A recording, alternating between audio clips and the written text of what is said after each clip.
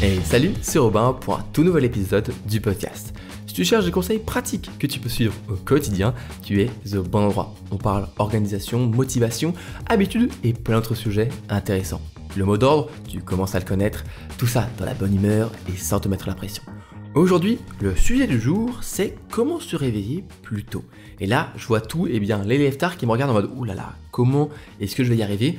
Ne t'en fais pas, je suis plutôt de la team lève-tard, j'ai un peu de mal à me lever le matin et on va voir en fait 6 choses à mettre en place assez simples qui vont t'aider à te lever un peu plus tôt. Alors, tu vas pas devenir d'un seul coup Al-Rod qui se lève à 5h du matin tous les matins, mais en tout cas ça peut beaucoup t'aider. Mais avant qu'on en parle, tu connais un petit peu la routine du podcast, je t'invite à prendre un petit café, un thé, un chocolat chaud, un jus de fruits, un sirop de grenadine, ce que tu veux, mais un petit truc pour écouter ce podcast tranquillement, posé dans ton lit, dans ton canapé, sur ton fauteuil, ce que tu veux, ou alors de faire autre chose pendant que tu écoutes cet épisode. C'est pas très souvent que les podcasteurs vous proposent de faire ça, mais moi, je t'invite à faire ton sport, à faire un petit peu de ménage, à faire ce que tu veux, un petit truc un petit peu plus manuel, on va dire, qu'intellectuel, parce que avec ce que tu vas écouter, ça va être plus difficile, je pense, d'être dans quelque chose qui est très intellectuel. Mais bon, on sait jamais. Fais ce que tu veux. N'hésite pas à me dire d'ailleurs en commentaire ce que tu fais quand tu écoutes cet épisode ou même ces épisodes. Avec, c'était un peu une routine avec moi. Je sais qu'il y a des gens qui m'écoutent dans les transports à chaque fois qu'ils vont au boulot, qui rentrent du boulot plutôt,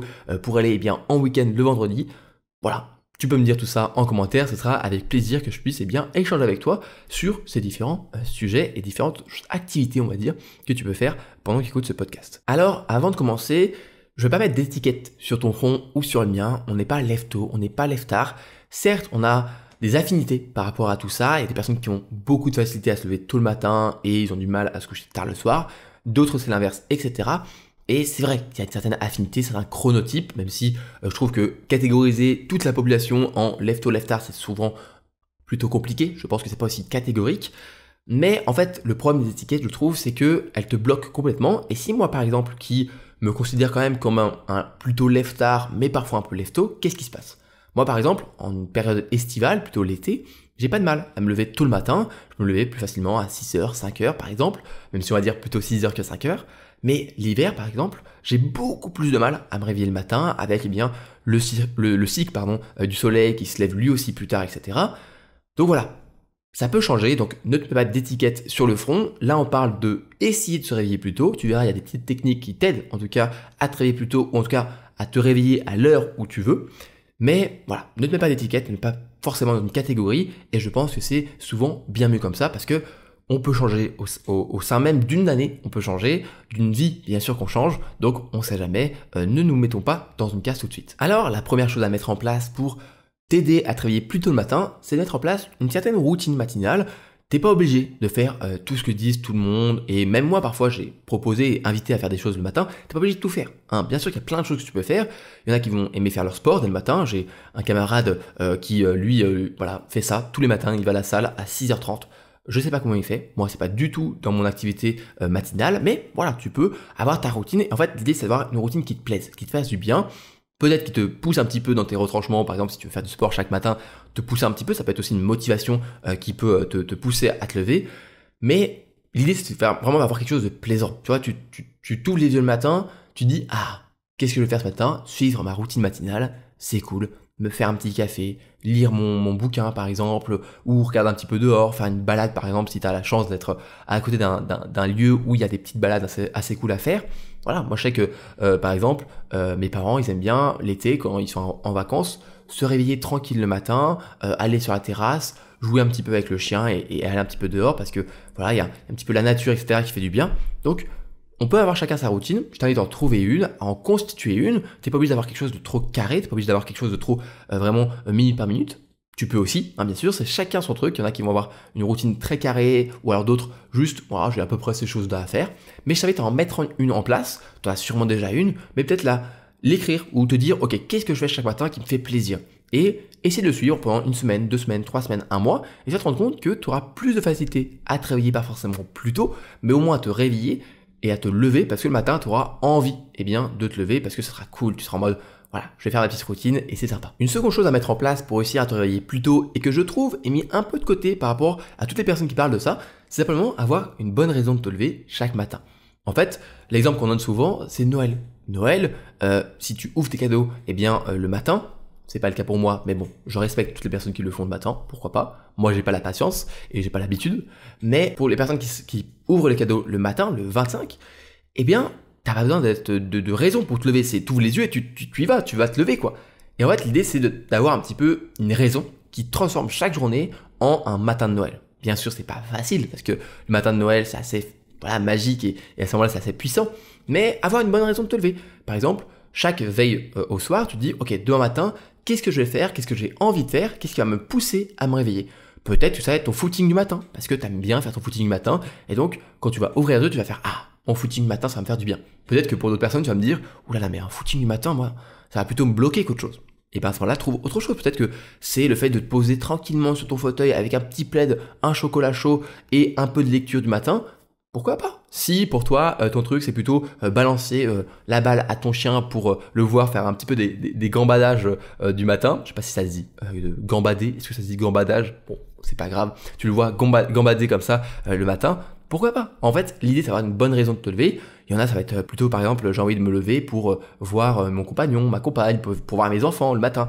Il y a plein de raisons importantes, mais trouve-en une pour toi, qui est importante pour toi, et qui t'aide à te lever le matin. Tous les deux, tu te dis, ah, encore une bonne journée. Peut-être que tu vas me trouver un peu trop optimiste, mais moi je trouve que chaque matinée c'est une nouvelle opportunité, tu vois, tu peux faire de nouvelles choses, et si tu as une seule raison de la journée de te lever, trouve-la. Même si c'est des mauvais jours, même si c'est des jours qui sont plus stressants, que tu es sous pression, que tu es fatigué, dis-toi quelle est cette raison qui, dans tous les matins, tu vas dire, ouais, vas-y, ça vaut le coup de se lever quand même, ça vaut le coup de sortir de mon lit pour cette raison-là. C'est super important, ça t'aidera encore une fois à te lever le matin, et souvent à te lever plus tôt, parce que, en fait, toutes ces raisons, comme la routine matinale qui te fait envie de te lever, ça va pas directement te faire te lever plus tôt, mais ça va t'aider à te lever plus tôt parce que, on va dire, se lever 1 heure plus tôt, ça demande plus d'énergie, ça demande plus de volonté en fait chaque matin, alors que là, du coup, cette volonté, elle va être accompagnée d'une certaine motivation, d'une certaine envie, d'un certain plaisir qui va te pousser et t'aider à le faire chaque matin. Troisième chose à mettre en place rapidement pour te lever plus tôt, ça paraît tout bête, mais c'est te coucher plus tôt. Voilà, c'est le conseil le plus bateau, le plus bête, mais le plus important pour toi. Si tu veux te lever 1 heure plus tôt, couche-toi déjà 1 heure plus tôt. Et tu verras, ça aide beaucoup. Si tu veux juste te lever 1 heure plus tôt, mais que ton heure de coucher ne bouge pas, tu vas juste réduire ton sommeil. Et on sait aujourd'hui que le sommeil, c'est super important. D'ailleurs, je te conseille le livre Pourquoi nous dormons, qui parle un petit peu de tout ça, de l'importance du sommeil. Mais voilà, on dit en moyenne 8 heures pour un adulte moyen, c'est important, c'est pas juste, on dit comme ça, non, c'est la santé qui est importante, etc. Il y a plein de choses qui sont par rapport au rêve, au sommeil, etc. Donc, couche-toi 1 heure plus tôt, garde tes 8 heures de sommeil, et tu verras, tu auras beaucoup plus de facilité pour te lever 1 heure plus tôt. Voilà, c'est un conseil assez rapide, assez simple, mais c'était important quand même de le noter, et c'était important que je le dise dans cet épisode. Quatrième chose à mettre en place assez rapidement pour réussir à te lever plus tôt, c'est garder un certain rythme, un certain bon rythme en fait de sommeil. Ça revient un petit peu avec le fait de te coucher plus tôt, mais l'idée là, c'est plutôt de te lever à chaque même heure à peu près, ou on va dire à 30 minutes d'intervalle maximum, et te coucher aussi à une heure qui est similaire à une trentaine de minutes d'intervalle. Si un jour tu te couches à 23h, puis 21h, puis 22h, puis 1h du matin, puis 23h, puis 21h, et que aussi tu te réveilles à 5h, 6h, 7h, 8h, 9h, 11h, ça va être très compliqué de garder un bon rythme, ça va être très compliqué de te lever plus tôt. En gardant un bon rythme, tu vas habituer ton corps à te lever à une certaine heure. On sait que aujourd'hui notre corps il a une certaine horloge interne, on appelle ça le rythme circadien, qui va être différente par personne, ça va être différent. Voilà, toi et moi on n'a pas exactement la même horloge interne, mais on a quand même une horloge interne et comme toute horloge, il ne faut pas la dérégler. Si tu commences à essayer de la manipuler dans tous les sens, ton horloge, elle va commencer à avoir du mal à donner la bonne heure, même si on sait qu'une montre cassée donne la bonne heure 2 fois par jour. Là, je suis pas sûr que ça fonctionne bien pour ton corps complet. Donc, garde un bon rythme.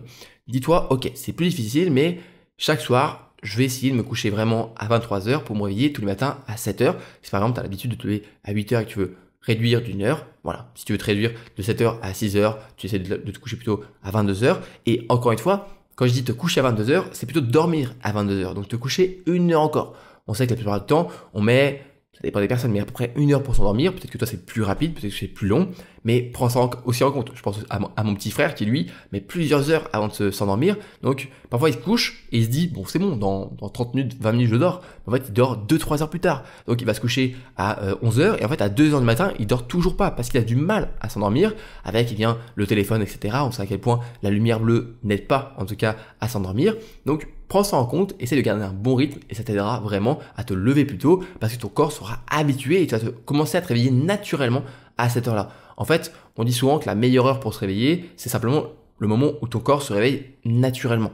Mais si tu as un rythme complètement déréglé, tu auras un jour, ce moment naturel sera à 10h, le lendemain ce sera à 8h, l'autre sera à 13h, à 11h. On le voit bien, on a tous vécu des vacances un peu, on va dire, avec un rythme un peu compliqué, peut-être pas tous, mais je pense que la plupart ont déjà connu ça, où tu commences à te coucher n'importe comment, et parfois tu te couches tellement tard que tu commences à faire un cercle entier, tu commences à reculer de plus en plus l'heure où tu te réveilles, donc l'heure où tu te couches, et à un moment tu fais un tour complet. Donc ça veut dire que tu te couches en fait à 5h du matin, à 6h, 7h, 8h, et après en fait tu commences à faire un boucle, et tu fais une boucle, et tu arrives enfin à retrouver un bon rythme, garde un bon rythme, et tu verras, tu auras normalement beaucoup plus de facilité à trouver une heure le matin plus tôt et qui sera naturelle pour ton corps et tu auras moins de difficultés à te réveiller chaque matin. 5e chose à mettre en place pour te réveiller plus tôt, c'est d'oublier le bouton snooze. Le bouton snooze, c'est le bouton qui donne plus 5 minutes de sommeil, plus 7 minutes, plus 10 minutes, ça dépend bien sûr le bouton. Mais l'idée, c'est de mettre un seul réveil et d'arrêter d'appuyer sur ce bouton qui nous donne 5 minutes de plus. C'est pas ça qui va changer quelque chose, c'est toujours quelque chose même qui va nous perturber, qui va perturber les cycles de sommeil parce que on en casse un, on essaie de re-rentrer dedans, etc.